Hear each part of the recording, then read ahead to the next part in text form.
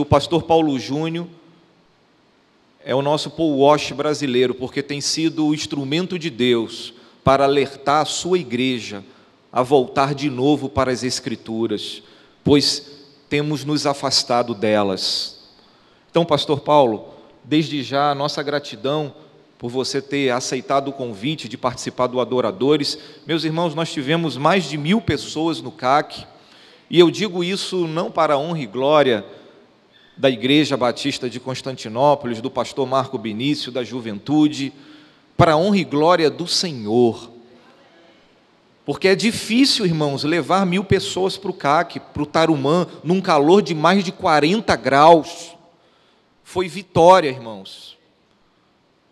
Foi muito difícil esse congresso, mas Deus nos abençoou e chegamos até aqui. Pastor Paulo, pode vir aqui à frente e trazer a mensagem de Deus, nos exortando mais uma vez, e você abra o seu coração para ouvir o que Deus tem a te falar nesta noite. Aqui tem água, tá?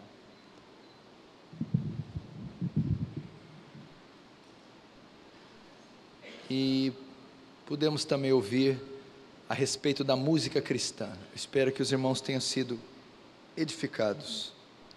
Quanto ao Paul Washer brasileiro, não faz isso com o Paul Washer, por favor. Deixa ele ouvir isso. Mas, aproveitando o ensejo do pastor, é exatamente sobre salvação que eu vou falar essa noite. Lucas capítulo 19, vamos ler a partir do verso 1. Entrando em Jericó, atravessava Jesus a cidade, e eis que um homem chamado Zaqueu, maioral dos publicanos e rico, procurava ver quem era Jesus, mas não podia por causa da multidão, por ser ele de pequena estatura. Então, correndo adiante, subiu a um sicômoro, ou figueira brava, a fim de vê-lo, porque ali havia de passar. Quando Jesus chegou àquele lugar, olhando para cima, disse-lhe: Zaqueu, desce depressa, pois me convém ficar em sua casa hoje. Ele desceu a toda pressa e o recebeu com alegria. Todos os que viram isto murmuravam, dizendo que ele hospedara com um homem pecador. Entre mentes, Zaqueu se levantou e disse: Senhor, Senhor, resolvo dar aos pobres a metade dos meus bens, e se em alguma coisa tenho defraudado alguém, restituo 4 vezes mais. Então Jesus lhe disse: hoje houve salvação nessa casa, pois que também este é filho de Abraão. Verso 10, porque o Filho do Homem veio buscar e salvar o perdido. Deixa aberta em Lucas 19, vamos estudar essa passagem. Feche apenas os olhos mais uma vez. Querido Deus, mais um domingo o teu povo se ajunta para ouvir a sua santa palavra. Deus, e nós temos uma urgente necessidade de graça. Meu Deus, se nós estamos aqui, é porque até aqui o Senhor tem nos ajudado. Mas mais uma noite eu te peço, usa de misericórdia com teu povo, num tempo onde há tanta escuridão, tanta depravação, tanto pecado. Acha um lugar de graça aqui, Senhor. Envia teu Espírito a falar, a trabalhar, a salvar. Despeja da gloriosa e abundante graça, Senhor, em cada coração, tomando cativa a mente do teu povo, que haja temor e tremor e reverência diante do seu santo nome. Senhor, salva-nos e seremos salvos, cura-nos e seremos curados, liberta-nos e seremos livres, edifica-nos e seremos edificados, Senhor. Que nós diminuamos, que tu cresças e que tu seja exaltado. Amém.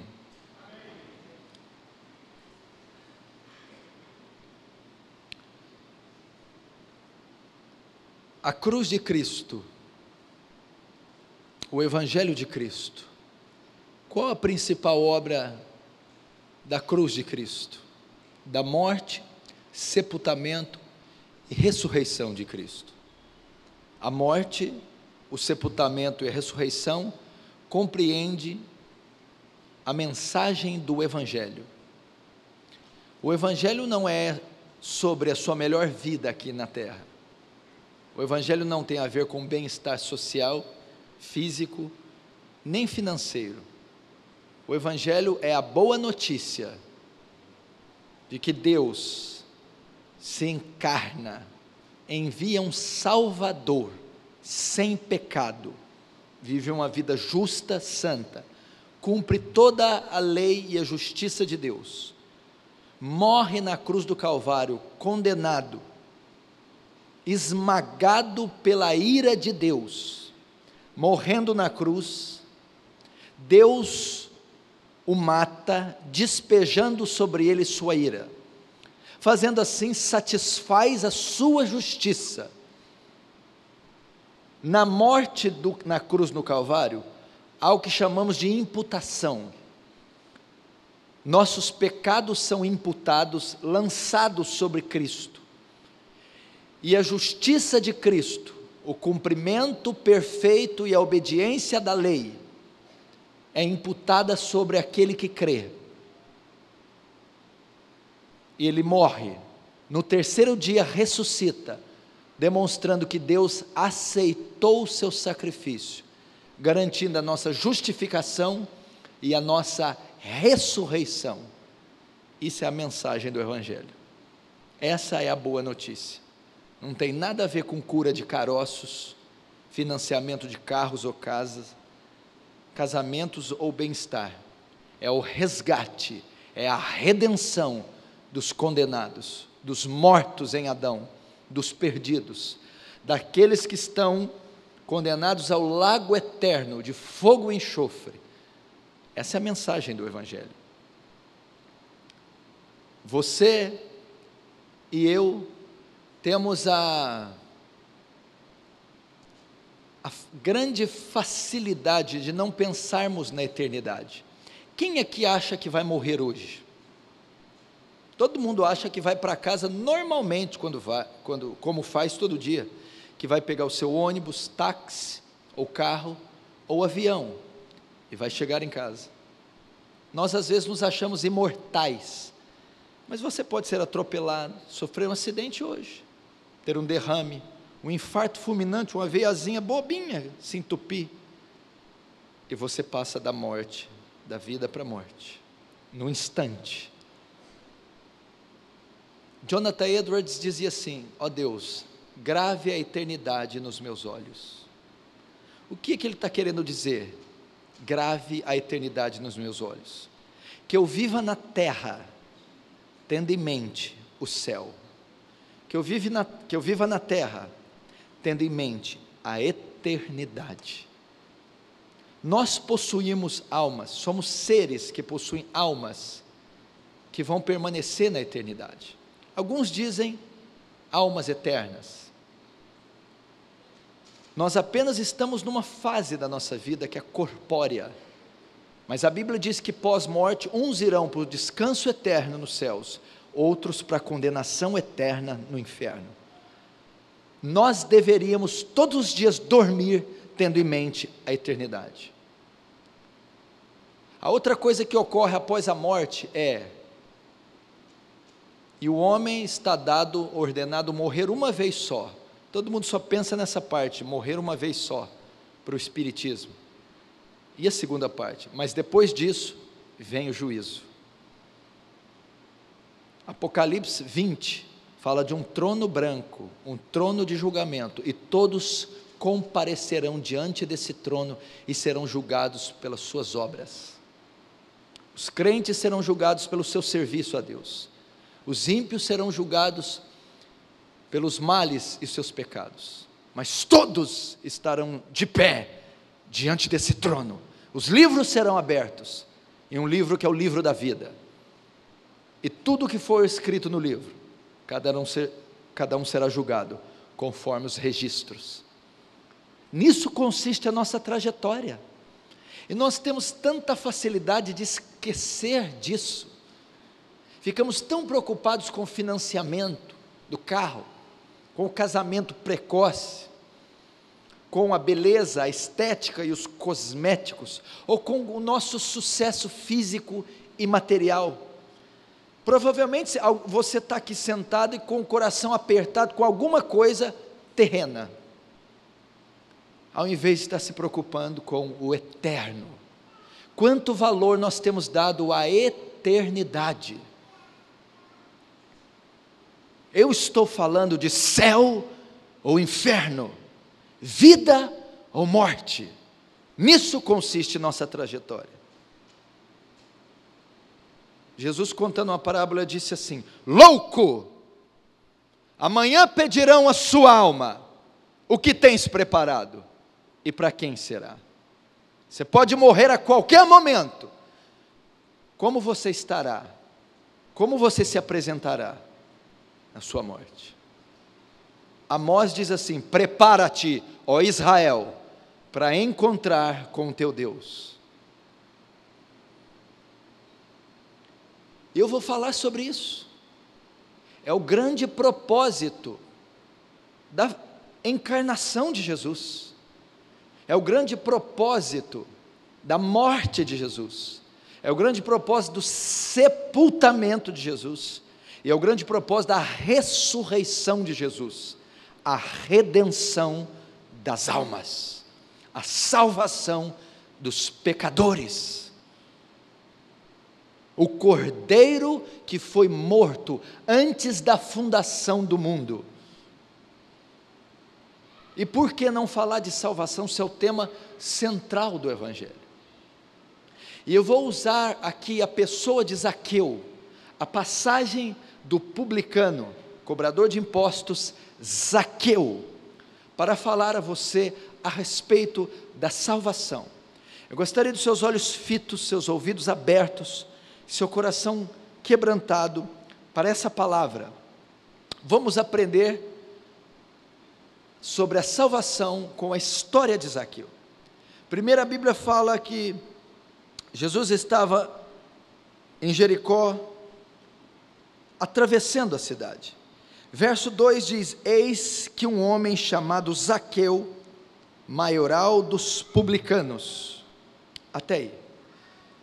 Primeiro aqui o escritor dá uma definição de quem era Zaqueu. Zaqueu era um publicano, um cobrador de impostos, um homem rico.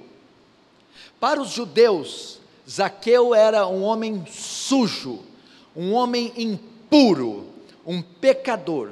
Os judeus não tinham contatos com esses homens, não comiam com esses homens, não hospedavam esses homens. Eram considerados iníquos, pecadores. Esse texto aqui está narrando da natureza do homem. Ele está mostrando da natureza dos filhos de Adão. Ele está nos ensinando a essência dos homens. A essência do homem é pecaminosa. O que ele está ensinando aqui é o que está em Romanos 3:23. Todos pecaram e destituídos da glória de Deus estão. É isso que o texto está mostrando. Todo homem está sob a lei do pecado. Todo homem que nasce de mulher está sob pecado. Salmo 51 diz: de um ventre de pecado me concebeu minha mãe. Eis que em iniquidade fui formado. A natureza do homem está contaminada com o pecado. Toda a raça humana está sob o efeito do pecado. Nós precisamos entender isso. Zaqueu aqui é um pecador. Zaqueu aqui é um homem que veio com a essência dos seus pais, Adão e Eva. Qual é a consequência do pecado? Romanos 6:23. Porque o salário do pecado é a morte. Romanos 5, assim como por um homem entrou o pecado, e pelo pecado a morte, logo todos morreram. O pecado traz consequências seríssimas. O pecado é a causa da degradação moral, é a causa do mal, é a causa da morte, é a causa da carneficina, chacina, morticínio, adultério, aborto, escândalos. Toda a perversidade do homem tem uma nascente própria, uma nascente em comum, o pecado. Se você ler Romanos 1, verso 18 em diante, do céu se manifestam a ira de Deus sobre toda a impiedade do homem. Romanos 3 descreve a natureza do homem depois que ele caiu: imorais, adúlteros, desobediente dos pais, homossexuais, e toda sorte de anomalias que corrompem o homem. O homem se tornou um monstro, o homem se tornou um animal, o homem se tornou uma criatura digna das coisas mais hediondas. Se não fosse a graça de Deus que restringe a maldade do homem, teríamos dezenas de Hitlers todos os dias, fazendo atrocidades globais. Isso é fruto do pecado. E a maior consequência do pecado é a morte. Não é a morte física. A maior consequência do pecado é a condenação.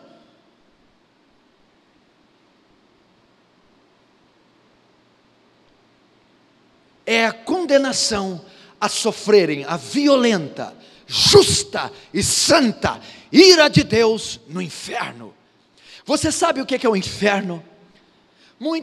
Há muitas especulações sobre o inferno, a duração do inferno, se ele é eterno ou não, se o fogo é literal, o enxofre, os vermes, os bichos, toda série de especulações sobre o inferno. Uma coisa eu te digo o que é o inferno. O inferno é o completo derramar, é o completo despejar da ira de Deus sobre a iniquidade e sobre o pecador. É no inferno que Deus manifestará toda a sua ira. Mas Deus vai estar no inferno?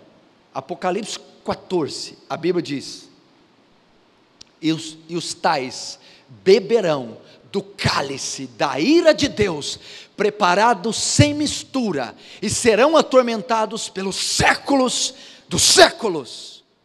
Isso é o inferno, o despejar completo da ira de Deus por toda a eternidade. Zaqueu é o tipo da raça humana. Zaqueu é o tipo do incrédulo. Zaqueu é o tipo do homem sem Deus, sem o evangelho, sem salvação. É um iníquo, é um pecador. E todos os pecadores estão condenados ao inferno. Todos os pecadores serão punidos com a ira de Deus no inferno. Todo aquele que não nasceu de novo, todo aquele que não creu, não se arrependeu, não foi transformado pelo Espírito Santo, está num estado de condenação. É o estado de Zaqueu, é o estado do homem. Pode ser que existam pessoas aqui sentadas, ou que vão me assistir, que estão nesse estado, como Zaqueu. A Bíblia prossegue, verso 3: procurava ver quem era Jesus, mas não podia, por causa da multidão. Esse homem ouve algo a respeito de Jesus, e ele procurou se aproximar, procurou se achegar até Deus, procurou ir, mas ele não conseguia ter acesso a Jesus, porque uma multidão se interpunha no seu caminho. Havia uma multidão entre ele e Jesus. A multidão impedia esse homem de ir até Jesus? A palavra do Senhor diz em 1 Pedro 4,8, que o amor cobre a multidão de pecados. Sabe por que Zaqueu não conseguia ter acesso a Jesus? Porque a mão dele não está encolhida para que possa salvar, nem os ouvidos dele agravados para que possa ouvir, mas os nossos pecados fazem separação entre nós e o nosso Deus. O pecador não pode ir a Deus, o pecador não pode ir a Deus por livre e espontânea vontade, o pecador, o ímpio não pode ter acesso a Deus, porque os pecados dele fazem separação entre ele e Deus. Aquela multidão que impedia Zaqueu de ir até Jesus, é a multidão de pecados que separa o incrédulo, o ímpio, que nos separa de Deus. Nós não podemos ter acesso a Deus por causa do pecado original, por causa da multidão de pecados. É impossível que um homem vá, uma vez que ele ainda carrega os seus pecados.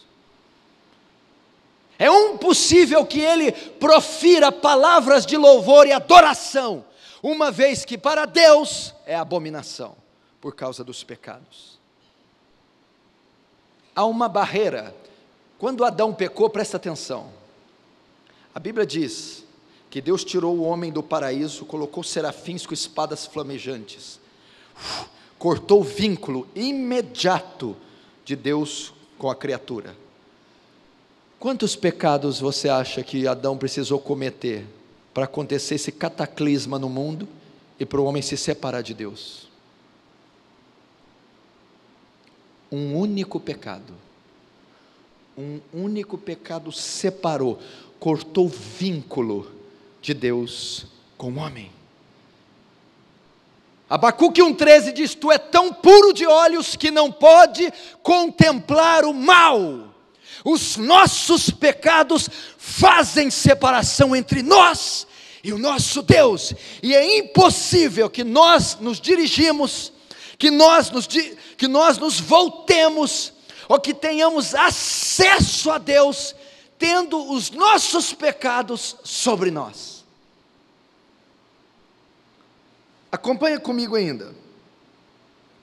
Procurava ver quem é Jesus, mas não podia, por causa da multidão, verso 3.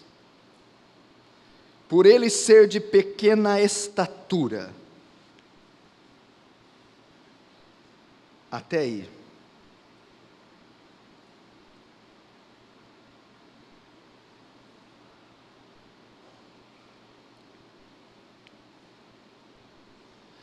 Por que ele não conseguia chegar até Jesus, ter acesso até Jesus? Porque a multidão de pecados impedia, e porque ele era de pequena estatura. Aqui fala do efeito do pecado na criação. Quando Deus cria o homem, presta atenção, a Bíblia diz em Gênesis 1:26, façamos o homem segundo nossa imagem, conforme a nossa imagem, segundo nossa semelhança. O original fala de Elohim, substantivo de pluralidade. A Trindade entra num conselho e decide criar o homem, e criou o homem à imagem e semelhança. O que significa ser a imagem e semelhança? Não significa ser igual a Deus, mas semelhante a Deus. Deus possui atributos, e dentro da categoria dos atributos existem atributos comunicáveis e atributos não comunicáveis. Atributos que Deus comunica, que Deus partilha com o homem, e outros que Ele não faz. Por exemplo, a onipotência, a onisciência, a onipresença, atributos incomunicáveis, só Deus possui, só Deus é onipotente, só Deus é onisciente, só Deus é soberano. Atributos comunicáveis, amor, bondade, justiça, santidade, isso Deus comunica com o homem. Então, quando o homem foi feito à imagem e semelhança, ele tinha os atributos morais de Deus, ele era semelhante a Deus em bondade, em justiça, em amor, em santidade, não na plenitude como Deus é, mas na semelhança. Tem um salmo que diz que fizeste-nos um pouco menor do que os anjos. A palavra anjo ali no original é Elohim, dá a entender, fizeste-nos um pouco melhor do que a ti, um pouco menor do que Deus. Essa foi a estrutura da formação do homem. Ele tinha uma estatura acessível da presença de Deus, uma composição espiritual, moral, acessível a Deus. Era um pouco menor, é óbvio que não em glória, mas em atributos morais. Quando o homem peca, essa imagem passa a ser defeituosa, passa a haver uma depravação no homem, o homem se atrofia, o homem se torna vulgar, e o homem perde a estatura que possuía. Era por isso que Zaqueu não conseguia ver, por causa da baixa estatura. O homem, quando peca, diminui-se, de maneira a não conseguir mais ter contato com Deus, de maneira a não conseguir ter acesso a Deus, porque o pecado contaminou, comprometeu, afetou a essência do homem. Por isso que Efésios 4,3 diz assim, Efésios 4,2 diz, a uns ele deu para apóstolos, evangelistas, mestres, doutores, pastores, para a edificação dos santos, para que eles cresçam a completa varonilidade e a estatura perfeita de Cristo Jesus. Porque o homem, quando se converte, começa a crescer de novo, a ter uma estatura que o leva a ter acesso a Deus e comunhão com Deus, a mesma que ele tinha antes da queda. Zaqueu, por ser pecador, não tinha essa estatura. Consequência da queda. A multidão de pecados e a baixa estatura, a degradação do homem não o permite que ele veja a Deus, que ele tenha contato e acesso com Deus. Essa é a verdade bíblica. Engana-se quem diz todos são filhos de Deus. Não são todos filhos de Deus. É muito bonitinha essa frase para as vovós falarem para os seus netinhos, mas ela não é bíblica, sinto muito. Ele veio para os seus, João capítulo 1, verso 11, mas os seus não receberam, mas todos quanto receberam, deu-lhes o poder de serem feitos filhos de Deus, os quais não nasceram da carne, nem do sangue, nem da vontade do homem, mas de Deus. Aqueles que o recebem, os que creem, são feitos novas criaturas, esses são filhos de Deus. Mas aquele que está à parte do Evangelho, não possui uma estatura suficiente para essa filiação, para o contato com Deus. Isso foi o que o pecado fez. Você está vendo a ruptura, o cânion, o abismo que foi feito entre a santidade de Deus e a depravação do homem. E o homem, na tentativa de ir a Deus sozinho, ele não pode ir, porque os pecados fazem separação, porque o homem se tornou inimigo de Deus, ele não consegue enxergar a glória de Deus, porque o Deus desse século cegou o entendimento dos incrédulos, para que não lhes resplandeça a luz do Evangelho. É isso que o pecado fez com o homem. Vamos continuar, verso 4, então correndo adiante, subiu a um sicômoro, ou uma figueira brava, a fim de vê-lo, por ali havia de passar, porque por ali havia de passar, até aqui. O que o homem faz uma vez que ele não consegue ver até Deus. Ele percebeu que aquela multidão o impedia de ter acesso. Ele percebeu que a sua baixa estatura impedia de ver a Jesus. Então ele usa um recurso, ele usa um método. Ele sobe num sicômoro, numa figueira, na tentativa que aquela figueira o levasse até Cristo. Essa é a história do pagão, do pecador. Ele vai subir na árvore da religião.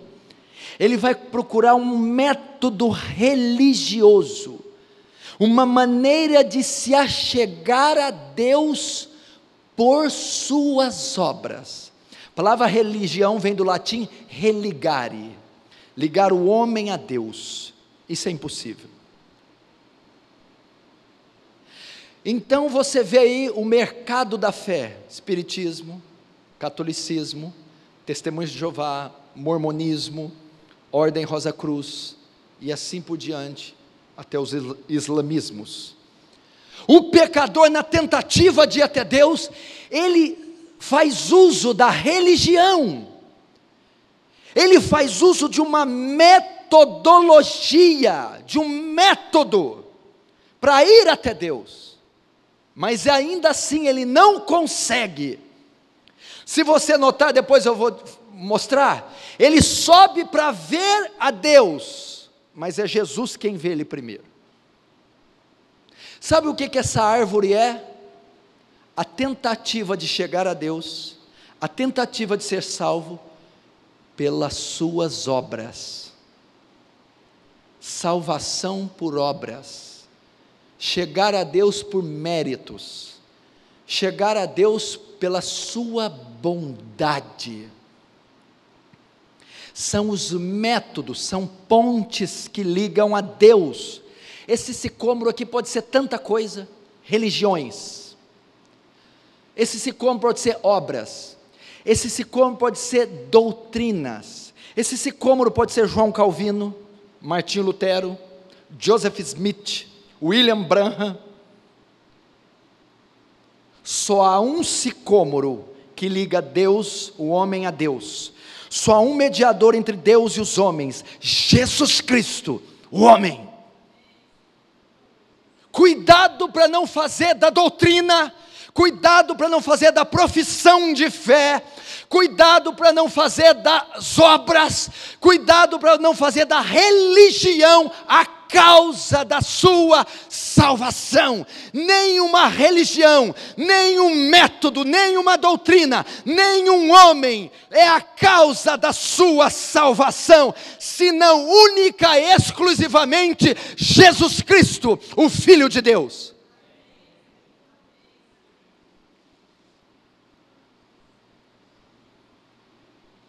Ele tentou ir usando os métodos, mas notem no verso 4, subiu o sicômoro, verso 5, quando chegou Jesus àquele lugar, viu, ou olhando para cima, ok? O pecador não pode vir até Deus, o pecador não pode vir até Deus. Quantos estão entendendo? Digam amém.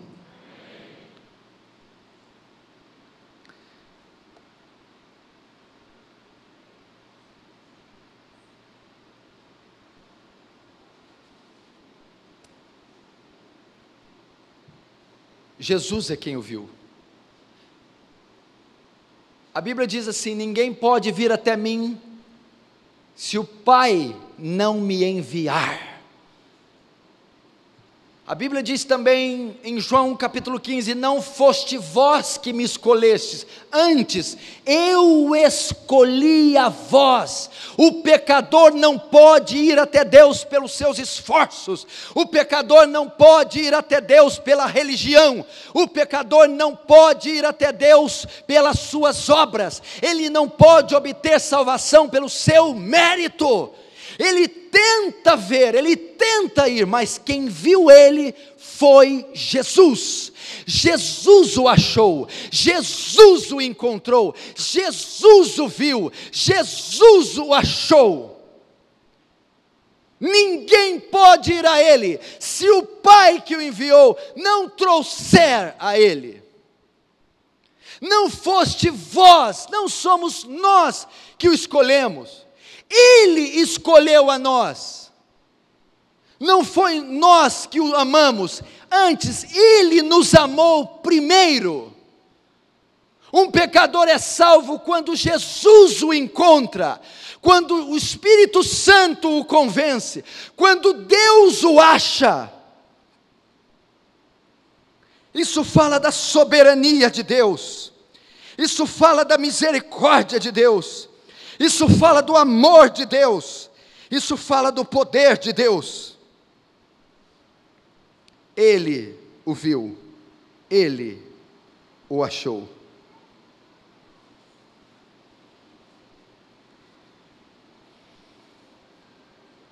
É assim que alguém é salvo. É assim que alguém é salvo. Quando o pecador tem um encontro com Jesus. Quando você numa estrada de Damasco de súbito é pego por uma luz e Cristo te resgata, e Cristo te encontra, e Cristo te toca, e Cristo te quebranta, e Cristo quebra as suas rótulas, te põe de joelho e você o confessa.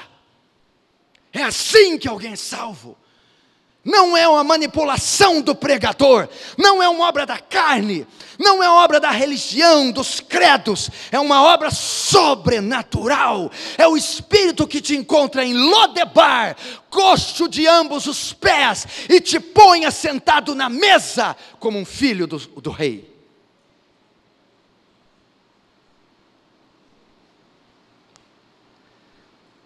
Olhando para cima disse: Zaqueu, desce depressa.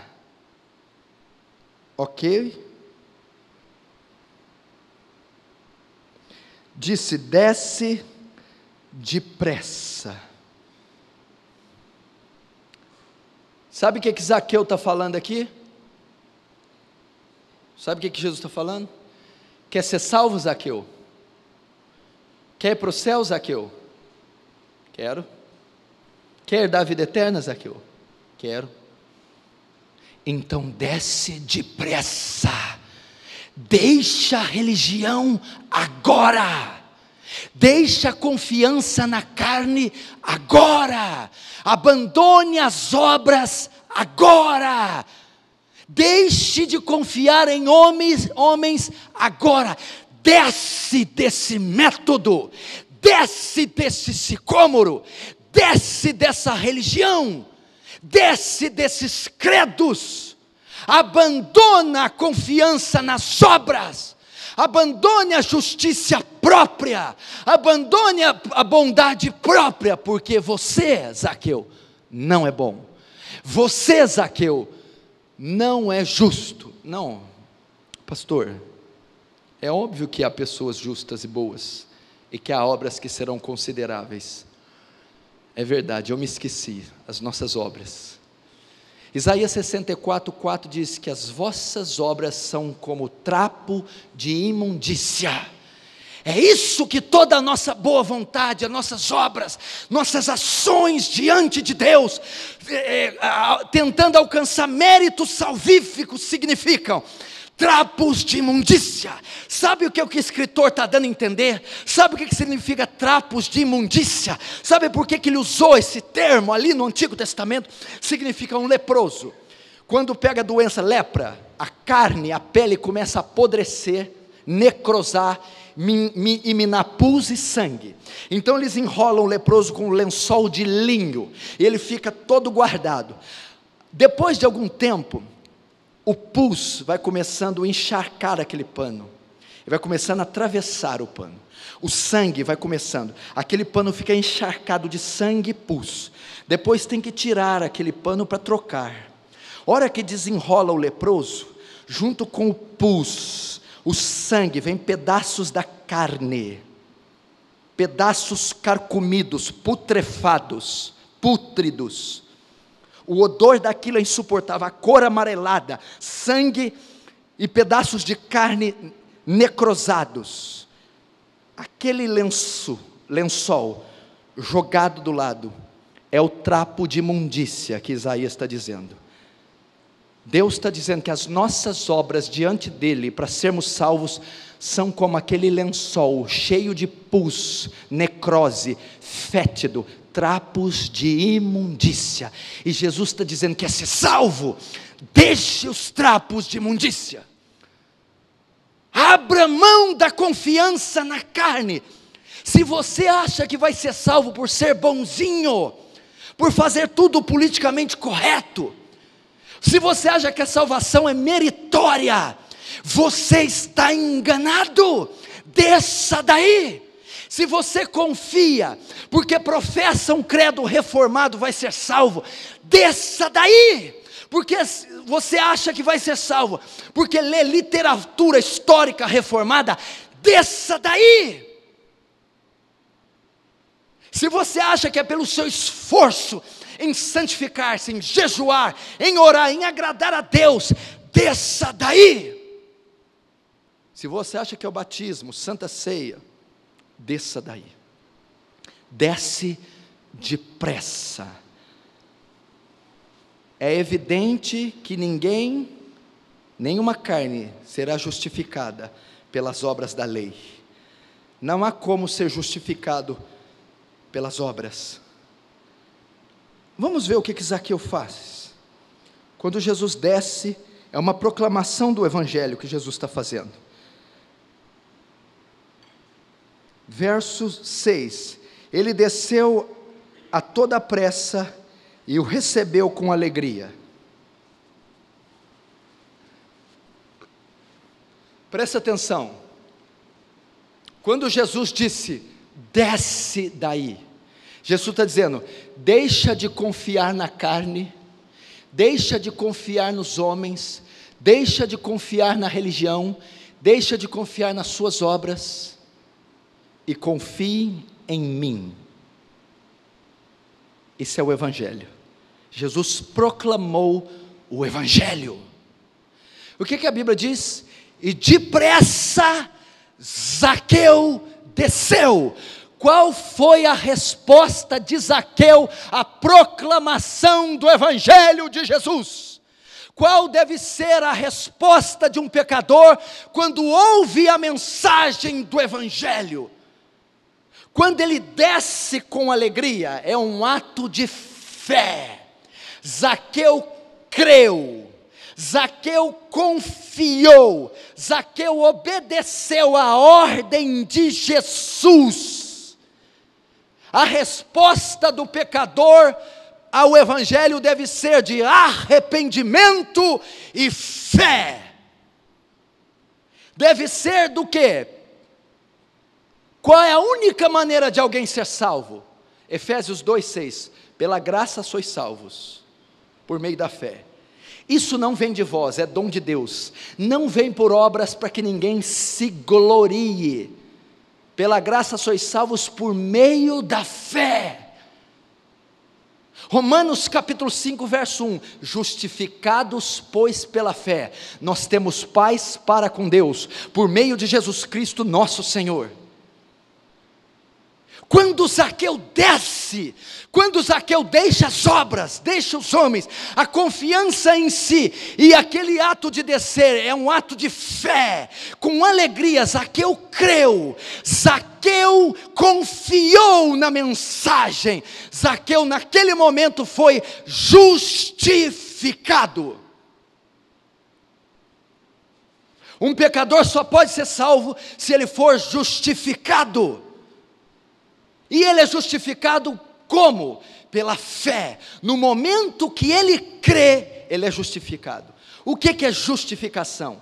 É uma das doutrinas da soteriologia. Soteriologia vem da palavra soteria, salvação.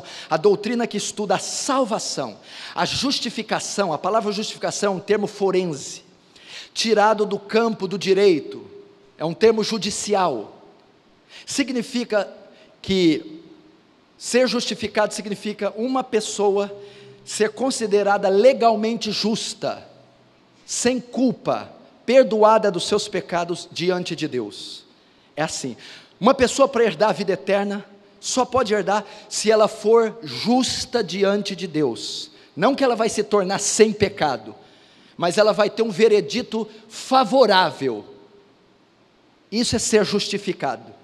Você chega diante de Deus, e Deus, você tem uma sentença favorável diante de Deus, você é considerado justo diante de Deus, isso é justificação. É um pecador ser considerado legalmente justo diante de Deus. E como é feito isso? No momento que ele crê. No momento que ele crê, o pecado dele é atribuído sobre Jesus, e a justiça de Jesus é atribuída sobre ele. No ato de crer, o pecador é justificado dos seus pecados. Significa estar sem crimes, sem delitos. Ele não pode ser punido pelos pecados. Ele está declarado legalmente justo diante de Deus. Como é feito isso? Pela fé.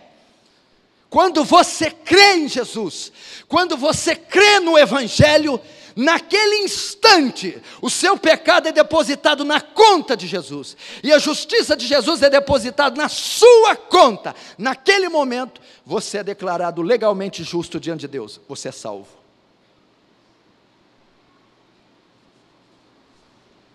Isso ocorreu com Zaqueu.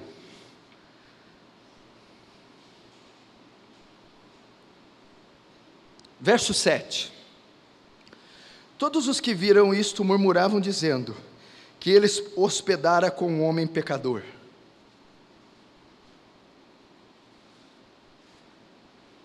Esse texto mostra, olha aqui para mim, a misericórdia de Deus. Nenhum judeu podia falar com publicano, comer com publicano, quanto mais hospedar na casa de um, ou ser hospedado por ter um publicano como hóspede. Uma vez que Jesus era judeu, rabino, israelita, ele foi severamente criticado por estar com publicanos. Mas isso aqui é uma demonstração da misericórdia de Deus. Jesus deve ter conjecturado, que eu vou conjecturar agora. Vocês estão achando ruim de eu pousar na casa de Zaqueu, o publicano? Ele é pecador, ele é sujo, ele é vil.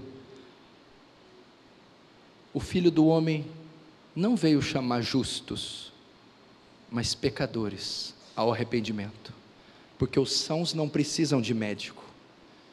Se tem algum pecador aqui nessa igreja, alguém que não tem a salvação, alguém que não nasceu de novo, é você que ele veio buscar, é na sua casa que ele quer hospedar. Mas vamos continuar. Verso 8.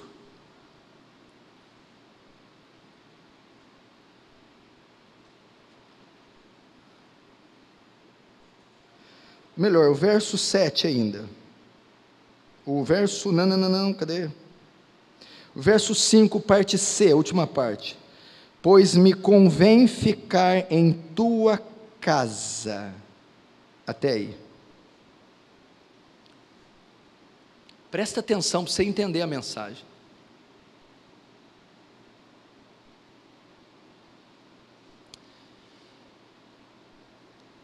Uma pessoa só pode ir para o céu se ela for justificada, ser declarada justa diante de Deus, sem pecado.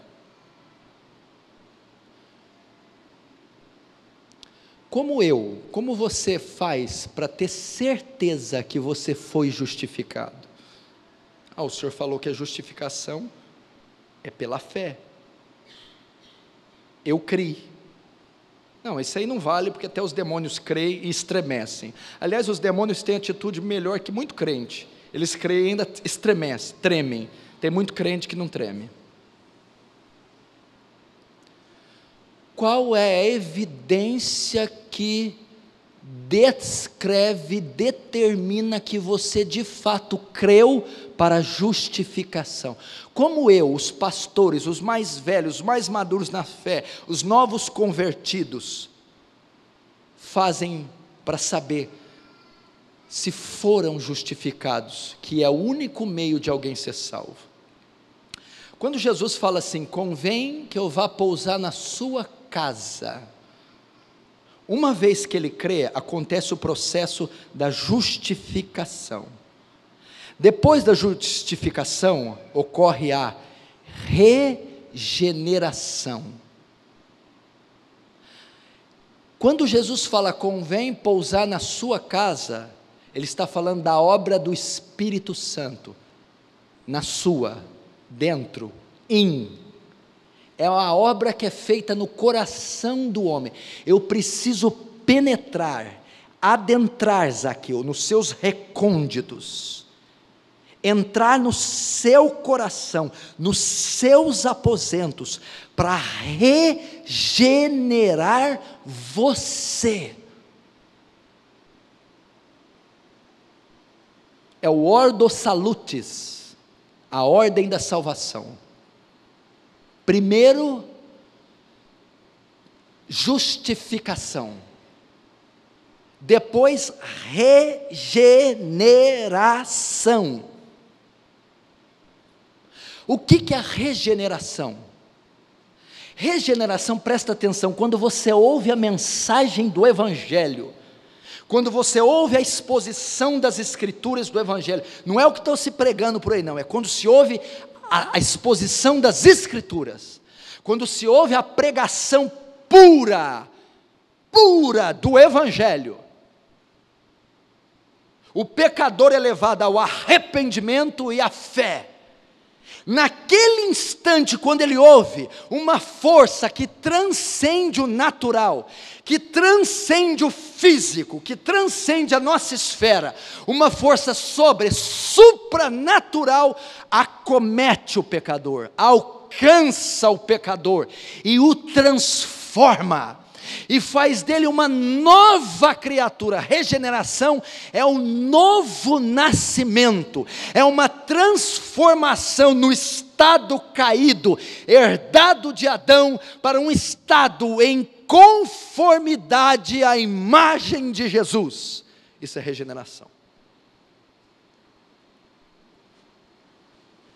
Foi isso que Jesus foi fazer, depois que Zaqueu foi justificado. Zaqueu agora estava sendo regenerado. Meu irmão, Nicodemos, mestre da lei, como eu faço para herdar a vida eterna? Necessário é nascer de novo. O que? Eu tenho que entrar na barriga da minha mãe? De novo? Quem não nascer da água e do Espírito não entra no reino dos céus. Não é quem se batizar nas águas, não é quem fazer uma confissão de fé, não é quem entrar em alguma doutrina, não é isso, não é nada disso. Quem não nascer de novo, quem não for regenerado, transformado, quem não for morto com Adão e ressuscitado com Cristo, para andar em novidade de vida, não herda a vida eterna. Só o Espírito Santo pode fazer isso. Convém que eu pouse em sua casa. Zaqueu, você quer nascer de novo? Você quer entrar no reino dos céus? Vamos para o Rio Jordão batizar. Não foi isso que Jesus falou. Vamos confessar Jesus como Senhor Salvador. Não foi isso. Zaqueu, você precisa um credo reformado. Não foi isso. Precisa estar numa igreja bíblica. Não foi isso. Você precisa mudar de indumentária, não cortar o cabelo, vestir sua saia. Não foi isso. Você precisa participar da ceia, não foi isso? Eu preciso pousar na tua casa, eu preciso entrar no teu coração. O Espírito Santo tem que transformar você, Zaqueu, tem que arrancar o coração de carne, e arrancar o coração de pedra, e dar o coração de carne. Só assim que alguém é salvo. Agora vamos lá, estou caminhando para o final, mais 2 horas e meia eu acabo.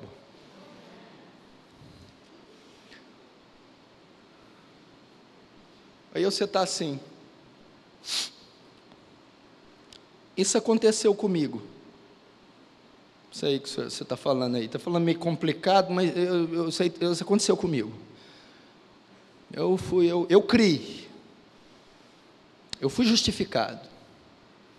E o Espírito Santo trabalhou em mim, viu? Meu coração era duro, era ruim, era de pedra. Agora ele é de carne. Eu fui regenerado. Como que você faz para saber se esse poder te alcançou? Sabe o que é a regeneração? Eu preguei ontem, as pessoas não sabem.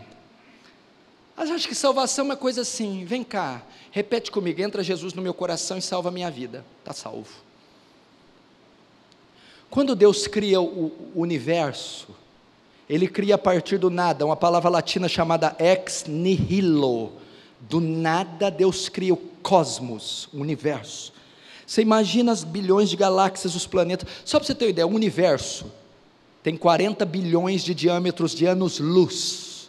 Sabe o que significa? Você pegou uma espaçonave na ponta do universo e ela viajar a velocidade da luz, 460 mil quilômetros por segundo, ela vai demorar 40 bilhões de anos para chegar na outra ponta do universo. Isso aí é mais ou menos o tamanho do universo. Você imagina quanto poder Deus não empregou para criar o universo. Só o ser humano tem 60 trilhões de células, cada indivíduo. 60 trilhões de células. Cada célula tem uma fita DNA de 1,70 m. Se você amarrar uma fita DNA uma na outra, você dá várias vezes a volta ao redor do globo terrestre com ela.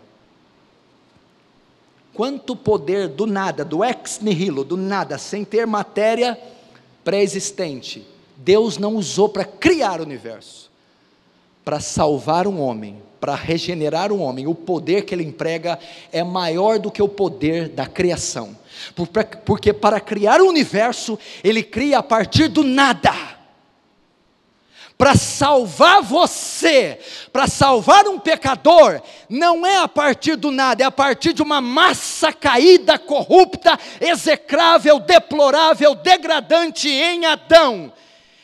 Para criar o universo a partir do nada, uma coisa boa. Para salvar o homem a partir do mal, do corrupto, Ele refaz um homem, a imagem de Cristo. O poder para salvar é maior que o poder para criar. Agora eu pergunto você, esse poder te alcançou? Eu desci as águas, faço parte da ceia, tenho ministério, congrego numa igreja bíblica. Eu quero saber se esse poder te alcançou, te regenerou. Como eu faço para saber se eu fui regenerado? A evidência. Como eu faço para saber se eu criei para a salvação? Salvação é pelo arrependimento e fé. Regeneração e fé. Como eu sei que eu creio para a salvação? Como eu sei que eu fui regenerado? Tem dois textos que falam isso. Por exemplo, Tiago 2,4 diz assim: mostra a sua fé com as obras, que eu com as minhas obras mostrarei a minha fé. Mateus 3,8 diz assim: produzir frutos que demonstrem arrependimento. É pela sua conduta que eu sei que você foi regenerado. É pela sua conduta que eu sei se você creu para a justificação, se a fé que você professa é salvífica. Vamos ver se ocorreu isso com Zaqueu. Vamos ver se ele foi regenerado depois que Jesus pousou na casa dele. Verso 8, estamos acabando.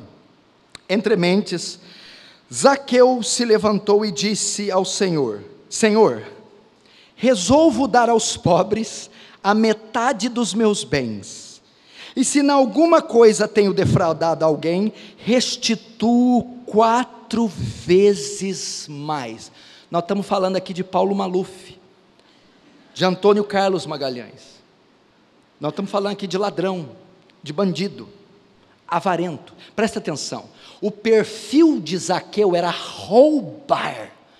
O perfil de Zaqueu era amar o dinheiro, a luxúria, a ganância, é intrínseco, oriundo, peculiar de um pecador. O amor ao mundo, o amor ao dinheiro, a vaidade, o amor à matéria, o prazer, as concupiscências.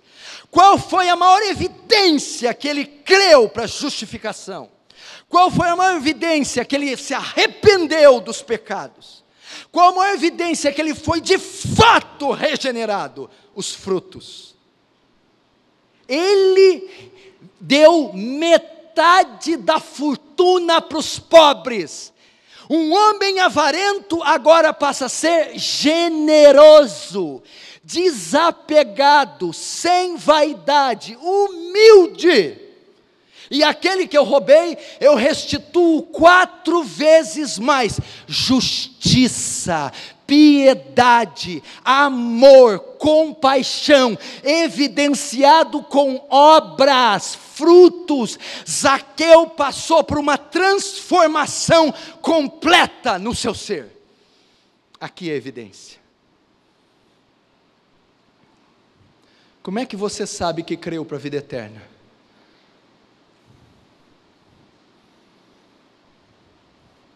Não ameis o mundo, nem aquilo que está no mundo. Se alguém ama o mundo, o amor do Pai não está nele, não é salvo. Você mudou sua relação com o mundo desde que você veio para a igreja? Você se veste diferente do que se vestia no mundo? Você usa o seu vocabulário diferente do que no mundo? Você assiste coisas na internet ou na TV, se você quiser jogar fora, eu aprovo, de quando estava no mundo. Você usa o seu dinheiro de modo diferente. Você tem outra visão, aquilo que você tanto amava, Ferrari, BMW, casa, fortuna, vaidade, isso, agora você repudia para ter uma vida moderada, humilde, e que se preocupa mais em dar do que receber? Não, então você não é salvo.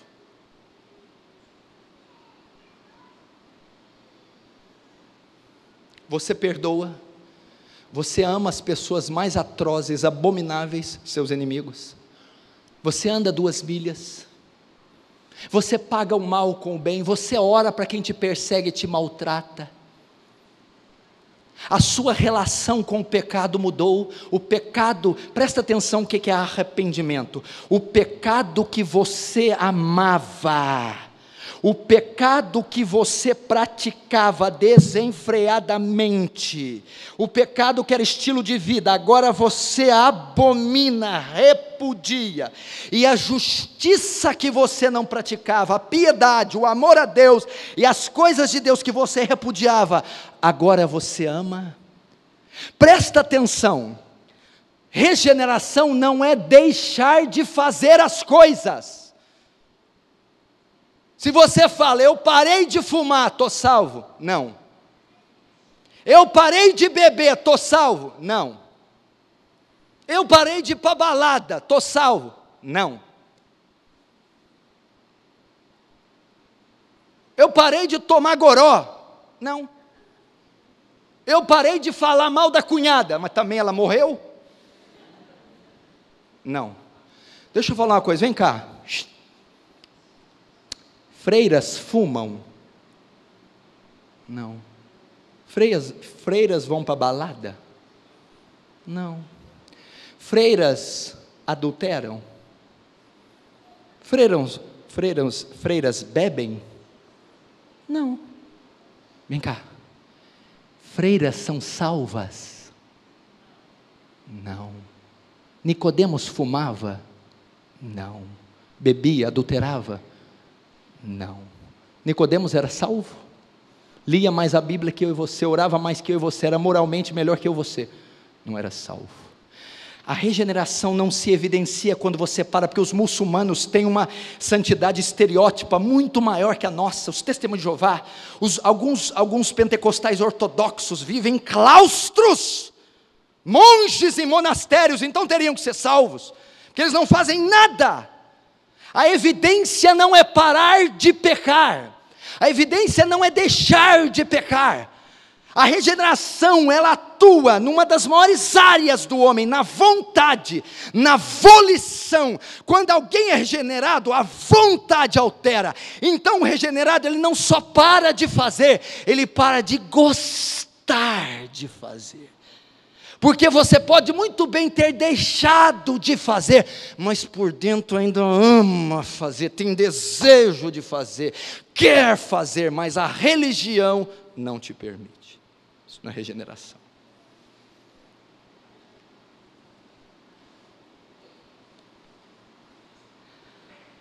Terminando.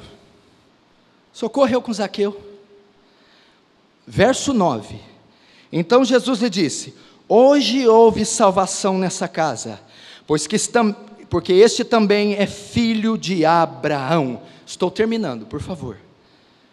Ele é filho de Abraão. Presta atenção, só no versículo 9, Jesus libera uma palavra de salvação para Zaqueu. Até o 9, Jesus não disse que Zaqueu era salvo. Até o 9, Jesus não deu uma declaração. Por quê? Porque enquanto não houve evidências na vida de Zaqueu, Jesus não podia dizer que ela era salva. Quando o fruto foi manifestado, quando a transformação, a fé, o arrependimento foi manifestado em obras, Jesus diz: agora a salvação entrou. Porque enquanto você não der frutos, você não pode se dizer que é salvo. Mateus capítulo 7, pelos frutos os conhecereis. Não pode a árvore má dar bons frutos, nem a árvore boa dar maus frutos. É pelo fruto, não é pelo gogó, não é pela profissão de fé. Nem todo aquele que me diz Senhor, Senhor entrará no reino dos céus. A profissão de fé não significa nada, a confissão verbal não significa nada. É o fruto que você dá, é a conduta, é a postura que você tem na sociedade que demonstra se você é salvo ou não. Quando Zaqueu, o quê? Um ladrão avarento, bandido, doar metade do dinheiro e restituir 4 vezes. É impossível uma criatura dessa fazer isso, se ela não for regenerada, transformada, salva. Aí o que Jesus disse? Hoje a salvação entrou nessa casa. Eu vou terminar com um convite a você no verso 10. Olha lá. Porque o Filho do Homem veio buscar e salvar o perdido.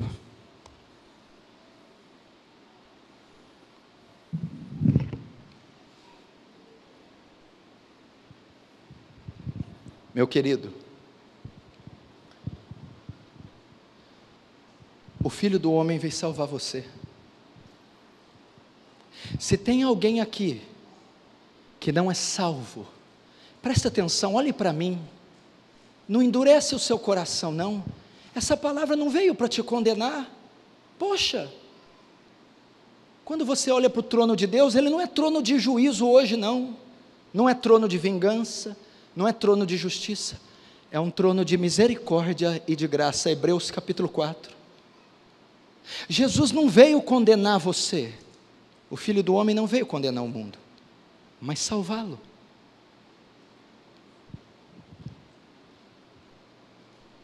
Talvez Deus está te dando uma chance.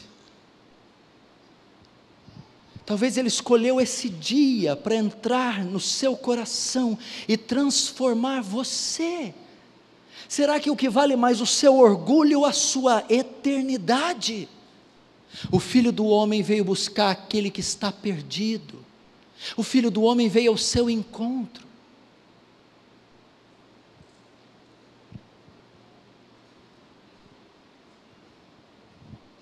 Meu irmão, eu quero perguntar a você: isso aconteceu com você? Você foi transformado? Você foi regenerado?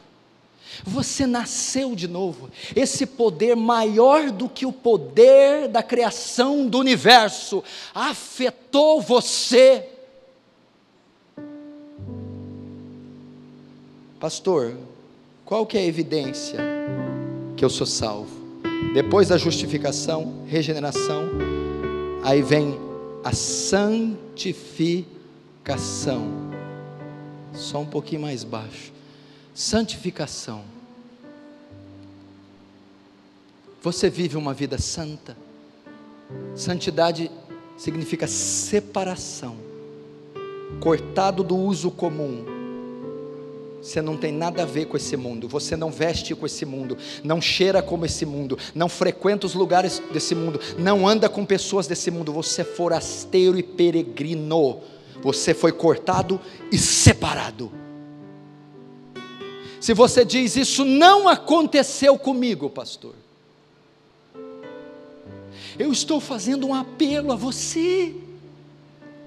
Pastor, eu não fui regenerado, eu não ando em santidade, eu não produzo frutos.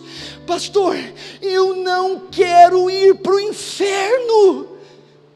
Pastor, o que eu faço então para ser salvo essa noite? O que eu faço para ter esse coração de pedra arrancado e receber o coração de carne? O que eu faço para ser regenerado? Você precisa arrepender-se dos seus pecados e crer em Jesus. Arrepender-se dos seus pecados e crer. Sabe o que é esse arrependimento? Não é aquele arrependimento, me arrependi de ter feito aquilo ontem. Isso é um arrependimento emocional, casual. O arrependimento bíblico é quando o Espírito Santo te toca, você diz, eu me arrependo de ser o homem que eu fui, eu me arrependo de ser o cristão que eu fui todos esses anos, eu me arrependo de ser o pai que eu fui, eu me arrependo de ser a mulher que eu fui, eu me arrependo, me arrependo, me arrependo. É esse arrependimento. E fé. Que fé que é essa? É dizer, eu creio que Jesus Cristo é o Filho de Deus, eu creio que não há obra, nem mérito, nem nada em mim que possa me salvar, e eu lanço toda a minha confiança em Cristo e na sua cruz. É assim que alguém é salvo. Eu quero perguntar, tem alguém aqui essa noite que não tem certeza da sua salvação? Tem alguém que essa noite que quer se reconciliar com Cristo? Abre os corações, Espírito Santo. Só o Senhor pode convencê-los do pecado, da justiça e do juízo.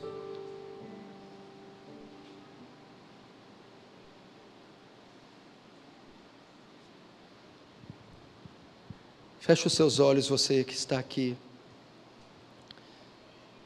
Senhor Deus, essas pessoas não podem abrir o coração se o Senhor não abrir. Espírito Santo, se o Senhor começou uma obra nelas, conclui essa obra. Convence-as do pecado, da justiça e do juízo. E todos quantos estão aqui e necessitam da palavra de salvação, que o poder do Evangelho transforme, que o poder do Evangelho regenere, que o poder do Evangelho cure essas almas enfermas pelo pecado, e que o Espírito Santo de Deus transforme-as, dê um novo coração e salve-as. Em o nome de Jesus, todas as almas que estão aqui, Senhor, que não são de fato salvas, que o Senhor as alcance, abra os seus corações, leve-as à fé e ao arrependimento, e seja confirmado com a transformação do seu ser. Eu te peço isso, em nome de Jesus. Amém.